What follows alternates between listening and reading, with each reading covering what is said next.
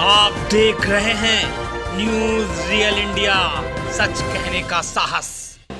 नमस्कार, news real India में आपका स्वागत है। आइए नजर डालते हैं आज की खास खबर पर। कानपुर आगमन पर ब्राह्मण शिरोमणि पंडित विनय शंकर तिवारी विधायक चुल्लू पार गोरखपुर का उन्नाव में किदवई नगर विधानसभा प्रयासरत प्रत्याशी रामजी उपाध्याय एवं उनके समर्थकों के द्वारा किया गया भव्य स्वागत।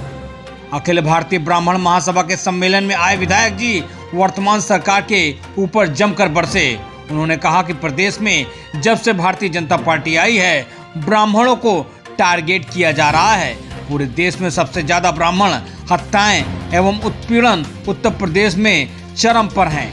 उन्होंने बिना कोर्ट की जांच के प्रदेश सरकार को ठोको एवं बुलडोजर नीति को पूरी तरह से असंवैधानिक बताया एवं बिना कसूर के 2 दिन की बेहता बेकसूर खुशी दुबे की गिरफ्तारी को सरकार का तानाशाही रवैया बताया। कानपुर से संदीप शुक्ला की रिपोर्ट, न्यूज रियल इंडिया में। किसी रैली में 10 लोगों को 15 लोगों को कर लेंगे, जो मिल जाएगा तो कह देंगे इसमें कोरोना प्रभावित है। अगर कहाँ मिलेगा कहाँ नहीं मिलेगा आप हमसे बेहतर जानते हैं। किसकी रैली में कोरोना मिल जाएगा, किसकी रैली से कोरोना भाग जाएगा। बंगाल में यही हुआ, उनकी रैली से कोरोना भागा, दूसरी की रैली से कोरोना आया, लेकिन बंगाल के लोग चैतन्य थे और इनको ही भगा देने का काम किया। कह रही है कि हम धर्म के रक्षक हैं, हम धर्म के पद पे चलने वाले हैं, हम धर्म के साथ हैं। सबसे ज्यादा अधर्म का कार्य कर रही है कि न्यायपालिका को आज वो पंगु बनाने का काम कर रही है। न्यायपालिका का निर्णय भी स्वयं कार्यपालिका कर ले रही है और लोगों को इनकाउंटर करने का काम, लोगों को बुलडोजर चलाने का काम सरकार आज कर रही है। सरकार किस आधार पर निर्णय ले रही कि क्या गलत है क्या सही है? जब तक न्यायपालिका इस बात को निर्धारित नहीं कर दे कि अपराध सिद्ध है, अपराध जब तक सिद्ध नहीं होता है तो अपराधी को दंड दिया जाए, ये किसका फैसला है? तो ये सरकार हत्या करने की नीति अपना ली है। सरकार ने हत्यारी सरकार है ये। आप देखिए, कानपुर की बात हो, अभी गोरखपुर में हमारा उत्कर्ष शुक्ला था, अंकुर शुक्ला, उसको कूच कर उसकी हत्या कर दी गई। कूच कर एक 17 साल के नौजवान की हत्या कर दी गई और सत्ता पक्ष के लोग अंकुर शुक्ला के जाने के बाद या उसकी पास उसकी कुशल क्षेम पूछने के बजाय जो अपराधी था उसके घर जाने का काम किए थे। इसके खिलाफ हम लोगों ने धरना दिया था, अपनी आवाज उठाने का काम किया था, लेकिन बहरी सरकार ने कोई सुन, उसके कान पे कोई जू नहीं रही। इसी तरह से गोरखपुर में के बगल में बस्ती जिला है, वहां कबीर तिवारी की हत्या कर दी गई। लखनऊ में विवेक तिवारी की हत्या कर दी गई, ऊंचाहार में कर दिया गया, सीतापुर में हो गया, आपके कानपुर में तो अत्याचार का रिकॉर्ड ही टूट गया।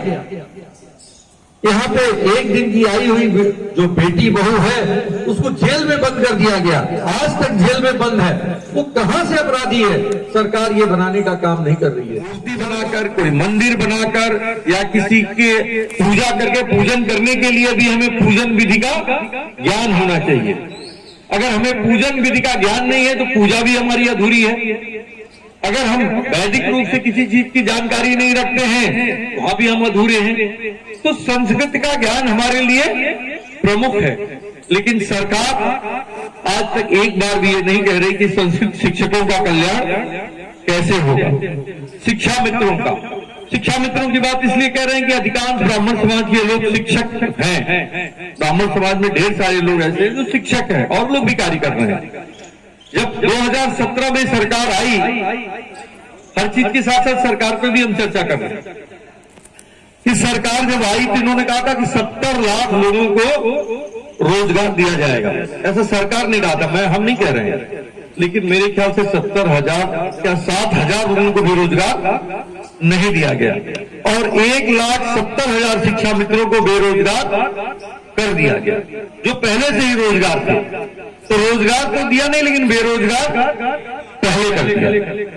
और आज की तारीख में इसी तरह से पूरे ब्राह्मण समाज में अगर आप देखें तो आपके कानपुर से ही प्रारंभ हुआ ब्राह्मणों पे उत्पीड़न। हालांकि गोरखपुर से हुआ, हमारे ऊपर हुआ सबसे पहले उत्पीड़न, और हम लोगों ने, गोरखपुर के लोगों ने उसका जवाब भी देने का काम किया। हेलो, आज सरकार संविधान को मानने को तैयार नहीं है। इसमें हमारे अधिवक्ता भाई बैठे हैं, उनको बेहतर जानकारी होगी। सरकार ने एक नीति बनाई है, इनकाउंटर या ठोको नीति या बुलडोजर नीति, इस तरह की एक नीति बनाती है। इनकाउंटर एक दुर्घटना हो सकती है, सरकार की नीति नहीं हो सकती है।